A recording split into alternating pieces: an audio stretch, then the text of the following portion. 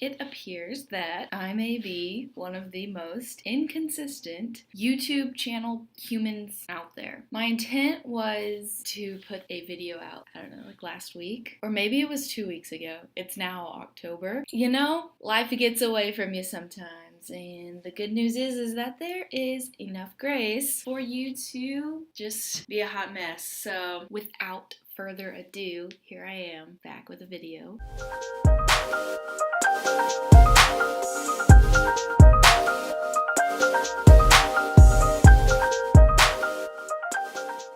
September 22nd, got cut from my missions organization, and honestly, I look back and I'm like, crap, I don't want that to be like my story, like, oh, there's that girl that got cut from the missions organization. However, I do think it's important that my story be shared, because I think we forget in the church to talk about that sometimes, even though your heart is like all in and you're wanting to do this really good thing for God, sometimes He says no. And we have to come to a place in the church where we say, God is sovereign, and you're not less of a Christian because what you had set in your heart to do for God wasn't what He wanted you to do at the moment. So I say all that to say, like, my story is not the girl who got cut from a missions organization or the girl who failed to make it to her dream. That's not my story, and I want to make that abundantly clear. My story is actually one where the Lord has been so kind, and He's been so faithful, and He has loved me enough to break my heart. And I know that's like a weird concept for some people, but my story is one where the Lord loves me so much that He's not going to leave me where I am. And He's not going to just say, okay, you're good enough, like how you are. He's like, no, I don't really like how you are. I love you, but there's some things that I would really like to change. And He's really good. But part of the story is my life was flipped upside down for a season. And that's what I want to talk about in these next few videos.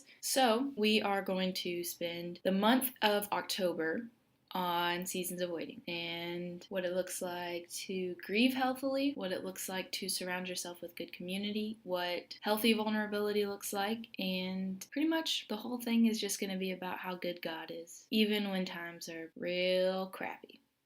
So grab you some coffee and let's have a conversation. That's what people say. They say, ladies, go and grab yourself a cup of coffee and we're going to start the conversation about Jesus. So that's what you want to do, go for it.